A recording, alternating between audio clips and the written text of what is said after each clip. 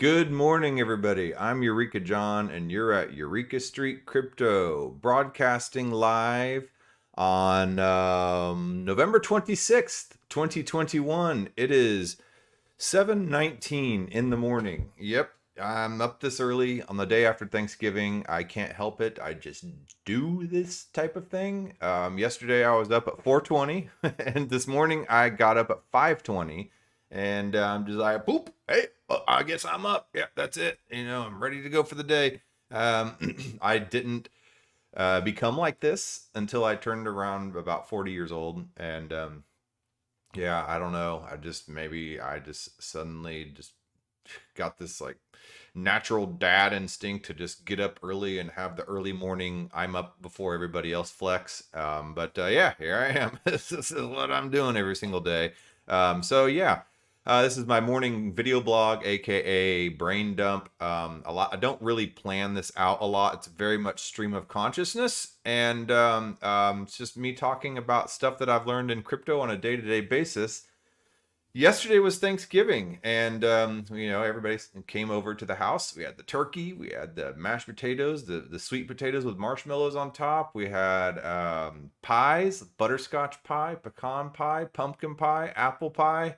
Yeah, had fried some okra. Yeah, and because we are in Texas and it is the South of the United States, so it's where we fry okra. Of course, the buttered rolls and all that stuff, and the kids are like, yeah, it's just a big meal. That's all Thanksgiving is. There's no presents, but the older you get, you appreciate that stuff, and you appreciate getting to have family together and stuff like that. So I do value that. That's pretty rad. And yeah, just sat around the table in the evening and listened to a bunch of records from my record collection. My dad loves the old classics like Canned Heat and Steppenwolf, and yeah, then we listened to some BB King and Bobby Bland. We listened to some Led Zeppelin in there. So yeah, busting out the old record covers, some Rod Stewart, Foolish Behavior, all the doozies. So yeah, enough to make an old man's foot tap. That's right, that's for sure. And so anyway, yeah, let's look at the crypto market. Yesterday, gas was really cheap. And relatively speaking, not really cheap compared to maybe 2019 or early 2020, but it was still cheap compared to recently. So yeah, but it looks like the market just took a complete dump. Let me expand this out slightly here so you can kind of see the graph. And hold on, real quick, just right there. See, it's up and then goes bloop. It just drops off like a cliff. I don't know what happened yesterday. You don't come to me for financial advice. You don't come to me for technical analysis, barely even fundamental analysis at that. You just come to me just to, maybe get a laugh and kind of, hear about some projects or some new things that are going on. And then so you can later on do your own research. I'm not sponsored by anybody. I'm not shilling anything. So yeah, I'm just doing what I do. But yeah, look, everything drops off a cliff. But gas was cheap yesterday. If you're going to jump into it, and if you got inspired by that Thanksgiving meal conversation by that one family member who's really been going balls deep in the crypto world for the past 3 years or 2 years or even 1 year, and then you've seen their I guess standard of living significantly improved. Well, this actually looks like a little window of opportunity that might be presenting itself here for you to jump in the game as well. Yeah, so I don't really have any spare money to spare right now to put in and take advantage of this dip, but if I did, I would totally do it. That's just me, man. So anyway, yesterday I took advantage of the cheap gas prices and I bought some ENS domains. So hold on. This page needs to be refreshed. So let's take a look. Let me make sure I have the right MetaMask wallet connected because I'm on the Polygon network. Let me switch over to Ethereum mainnet. Okay, and let me refresh this page. And let's see what we have here. So yesterday I bought Eureka Street. I already have EurekaJohn.eth, and but I also bought EurekaStreet.eth, and skateboardparty.eth. In the past few weeks, buying these .eth domains in gas, I mean, buying the domain itself for a 2-year, um, uh, I guess activation or whatever, it's like $10, but when you add in gas, it ends up being like a couple $100, and which kind of sucks because the Ethereum gas prices. But yesterday it was like down to like $89 and $90. So I was like, you know what, I'll do that.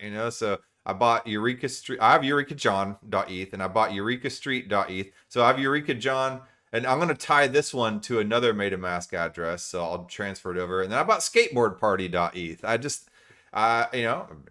It's no secret, I'm a lifelong skater, and I don't know what I'll do with this skateboardparty.eth, but maybe, Bunker Boy Go Burr, a Twitter follower, and uh, seems like a cool cat, and he suggested maybe do a play to earn skateboard game. And I know there's skateverse.xyz as well. They're kind of creating a skate park in the metaverse, and they have these little NFT boards. What if that could be expounded upon? And maybe I'll talk to them about this because I'm not a dev, but it would be cool to do something possibly with skateboardparty.eth and maybe in conjunction with them. I don't know. I mean, this is all just me just talking right now, but or with somebody. I know there's somebody in the Bankless DAO that's interested in creating skateboard graphics too. So I don't know, man. Could be onto something. So we'll see. So maybe I'll start something up with skateboardparty.eth. Anyway, so let's see. What else did I do? Yeah, I transferred some. I put some more Ethereum up on layer 2. So I could add more to the KlimaDAO DApp right here. It's on Polygon. That's why I was on Polygon. But right now they're having liquidity mining, and so the APYs are at like 39,000 and 40,000 and stuff like that, which is really high. So I bought some more KlimaDAO token. You get that on SushiSwap, and I staked that, and I've had some for a while, and I've just been watching it go up and up and up and up, like as far as my staking rewards because of this liquidity mining, and it's been very pleasant to log on each morning and see those.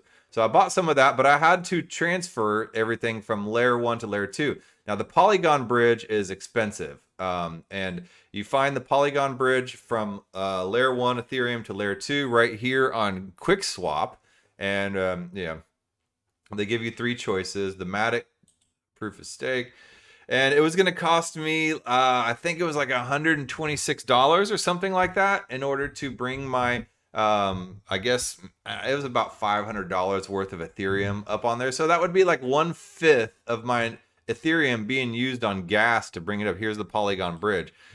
I mean, I don't know.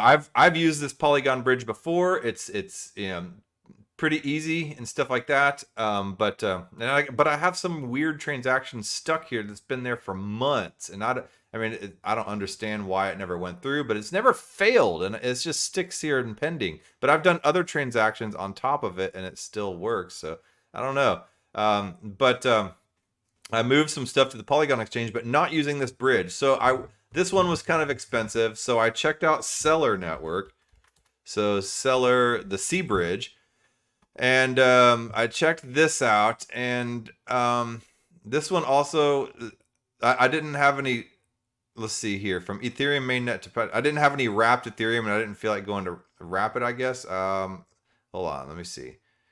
Let me just connect to my wallet just to remember with I can't really remember the reason why I didn't use this. I think it was kind of expensive as well.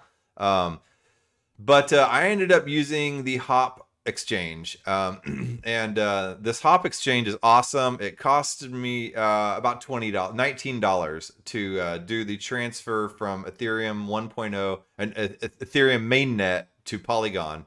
So yeah, I transferred everything up there, and then once I was up there, I was able to go to SushiSwap, and from let's see here, sushi.com.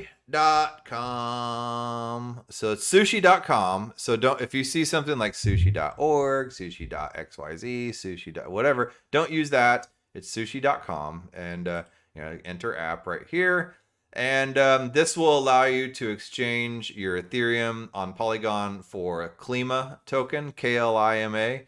And then from there, I went over to the Klima DAO app, and I staked it up. So, but yeah, that 39,000% APY is looking pretty healthy. The only other thing that I'm seeing right now that's competing with it, that's just as much of a legit type of application, is Wonderland.money on Avalanche, and that literally takes you. You have to go down an entire other rabbit hole to learn their cross-chain type, because Avalanche has 3 different types of chains within its blockchain platform: the X chain, the C chain, and the P chain. And when you buy Avalanche, like on a centralized exchange, you end up buying it on the X chain, and then you have to go into your Avalanche wallet and do the cross chain swap, and then get the C chain tokens. And then from there, you have to move it over to your MetaMask, because your Avalanche address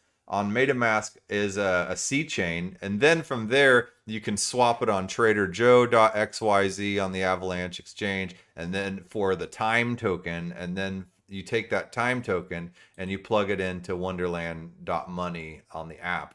It's not pulling up because I'm not on the Avalanche thing right now. But anyway, so yeah, that's basically how that works. So there's a lot of things right now going on, and gas was cheap, and I was just like, hell yeah, man. So I decided to jump in and take advantage of some of these cheap gas opportunities to do some of the things. I probably should have done some stuff on layer 1 that I've been wanting to do, which is basically I've been wanting to claim my rewards on Alchemix. I've been wanting to claim my rewards on Bancor. I've been wanting to claim some rewards on Aave. Of all this stuff on layer 1 on mainnet, layer 1 Ethereum that I've had accumulating for a while. I feel like I've missed a little window of opportunity, but who knows? Maybe gas prices will be cheap again today, and I can go and do those things on layer 1 that I kind of put to the back burner while I was just doing all this little fun stuff, So yeah, I don't know. Oh man, yeah, and so these are the things that I would kind of like, duck out while everybody was here, and I would duck out for a few minutes and go take care of that type of stuff. The necessities, like taking advantage of cheap gas while everybody else is having holidays. So that's what I do. That's what I do. All right, so let's see here. What else do I have? I've been doing some kind of more academic studies, and let's see here. Do I want to talk about shelling points, or do I want to talk about the metaverse, or do I want to talk about virtual machines versus Cosm Wasm? Man, this is a tough one because they're all kind of in-depth topics. Oh, also, Flote.app. This is this decentralized social media platform. It's kind of a mix between Facebook, Twitter, and YouTube, but it's decentralized and anti-censorship. So I've been using this Flote platform, and it's been pretty cool. They run a tight ship.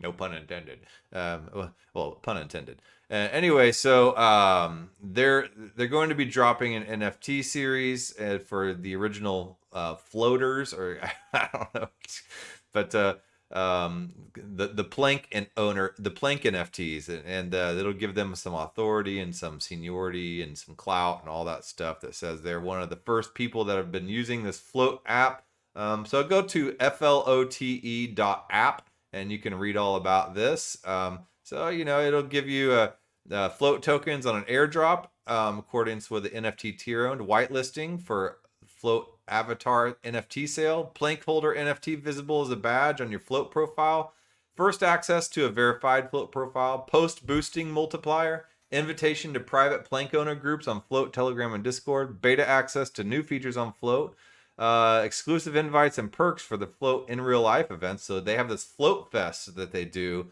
every year in Grouse, Texas, which is kind of near Gonzales, Texas. It's kind of south central Texas, I guess you would say. And it's basically in the middle of nowhere. It's a discount on previous Flote merchandise, Flote advertisers credits, and membership for Flote Plus premium tier services and bragging rights. And we all love bragging rights, don't we? All right. And what else do I have here? Oh, yeah. Another airdrop. I've been using Adamant Finance for a while. Let me just go to the homepage. And its native blockchain is on Polygon. And okay, I thought I was going to sneeze, but I didn't. So its native blockchain is on Polygon. It is a liquidity pool yield aggregator. So its token price has dropped significantly since I first started on it, which sucks, but I think I've made enough yield to kind of compensate for that over time. But and the way it works is you go and you go in here and see which liquidity pool liquidity pool token are supported on here. So let's see here. And these are all pretty decent APYs. Hell of a lot more than a lot of your standard definitely standard bank accounts, but your standard decentralized protocols for lending and stuff like that and borrowing. But let's say here, Mana and Wrapped Ethereum. This one is available on Sushi and on Boostable. So what you would do is you would go to like Sushi and you would provide liquidity for the Mana token and the WETH token and WETH token.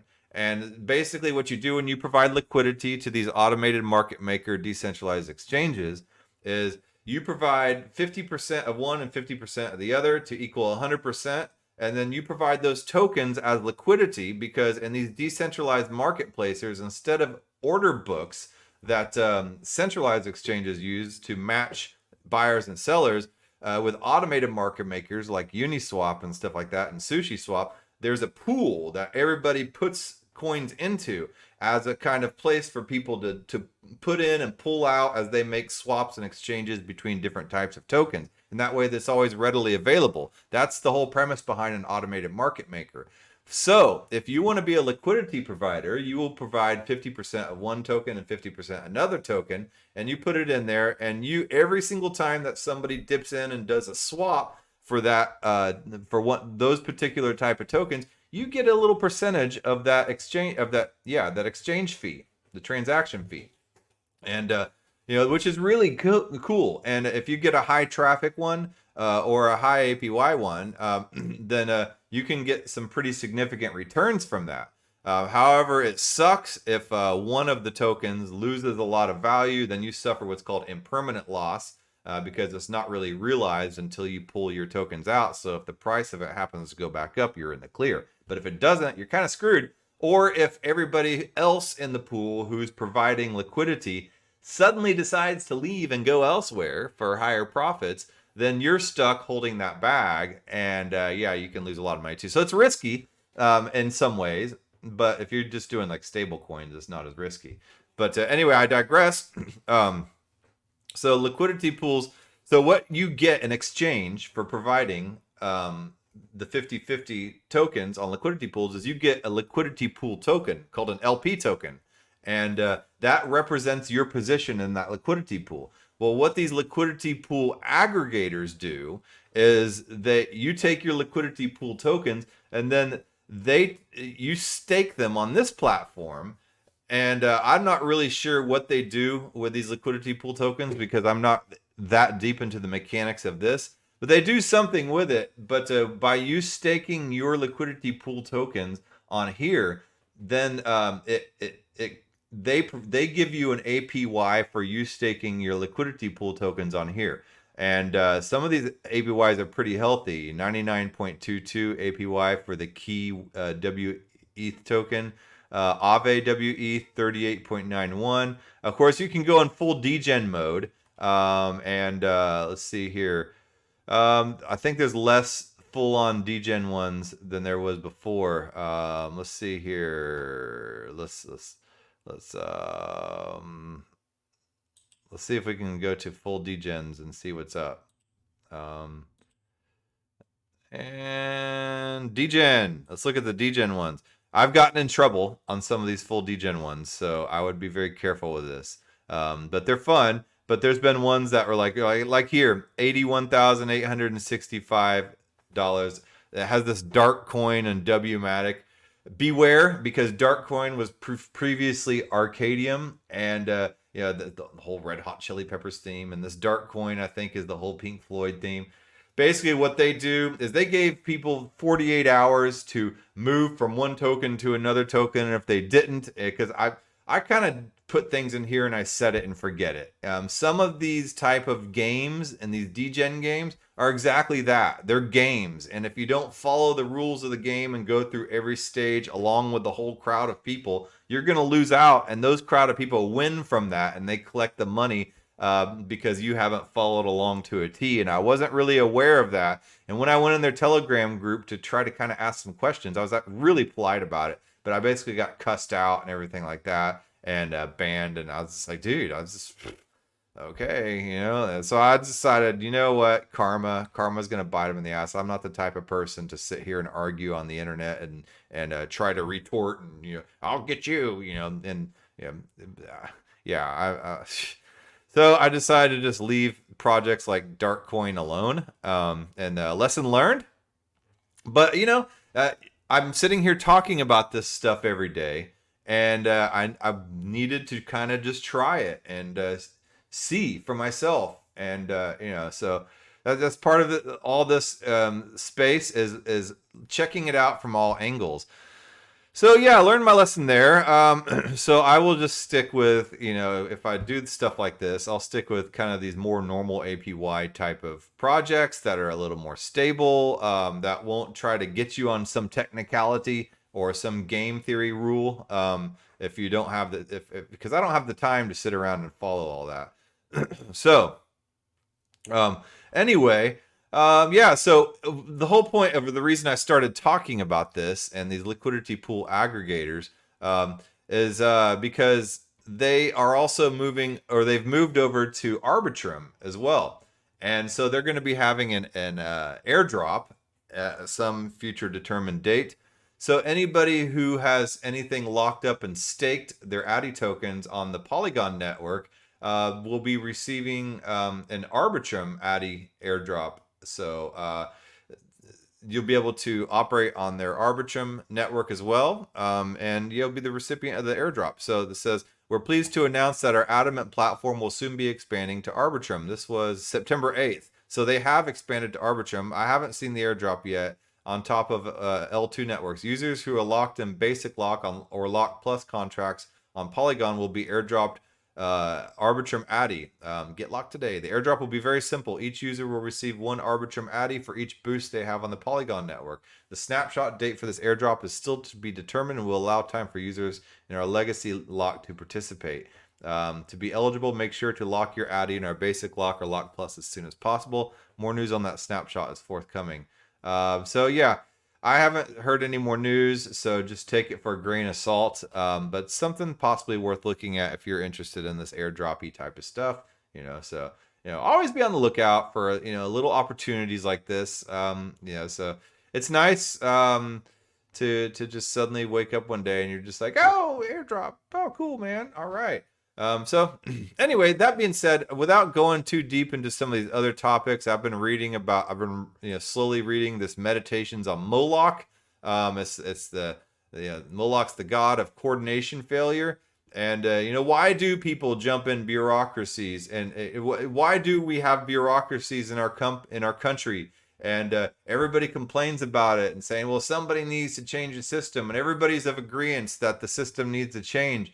But the fact that the mechanics are already just spinning and going, that it's automated in a way that we don't know how to stop it. And we know it's bad, but we still find ourselves participating in it anyway, waiting for somebody else to stand up and make the change. But when they do, they are immediately mowed down by the momentum of the mechanics of the system. And so there's no way to stop the system. This is Moloch and the god of coordination failure.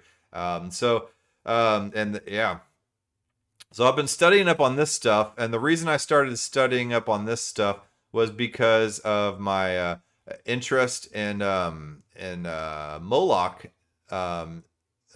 protocol, or the Moloch DAO, I guess. And that's basically the protocol and the mechanics of how to set up a DAO, because a DAO is a decentralized autonomous organization, which is a horizontal organization that is not top down in your typical corporate hierarchy and structure. Its treasury and its governance process and everything like that is run on code.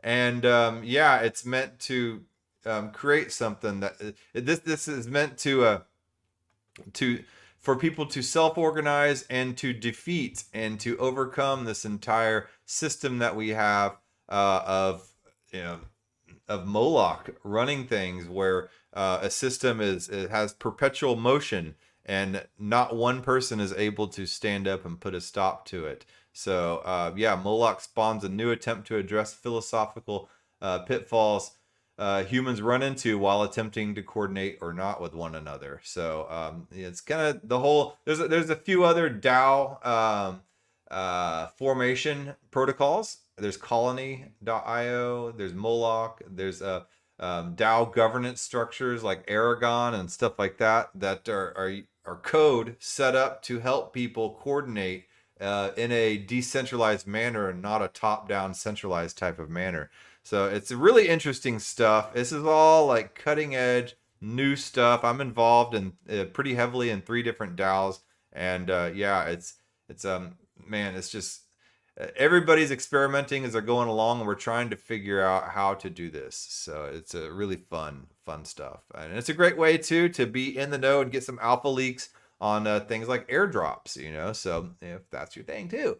All right. Well, that being said, this was my day after Thanksgiving wrap up and my little brain dump, and I'll be elaborating further on Moloch in the future. I'm going to be talking about shelling points, and then the Ethereum virtual machine versus the COSM WASM WebAssembly type of stuff. And then I also want to talk about Opolis. Opolis is, because I've always wondered in DAOs, how do people get benefits? And Bankless DAO has partnered with Opolis in order to create these benefits for people who are working and have quit their corporate jobs that have security and benefits and the 401k and all this stuff and good health insurance, because it's scary joining a DAO and the whole concept of going full-time DAO if you don't know if you'll have any type of benefits and how to even take care of all that stuff for yourself and your own payroll and your own taxes. And it can be a pain in the ass for people who are freelancers. All right. So anyway, I'll talk about that tomorrow. Actually, I'm gonna read up because I want to read the full white paper and stuff like that before I jump and start shoving this down your throats. All right. That being said, I will talk to you guys tomorrow. Have a good day after Thanksgiving, Black Friday, or whatever. I'm gonna be hanging up some Christmas lights because now that Thanksgiving is over, we had a few people jumping the gun. Overall, the whole neighborhood's gonna get lit. So, all right. Well, I will talk to you guys tomorrow. Bye.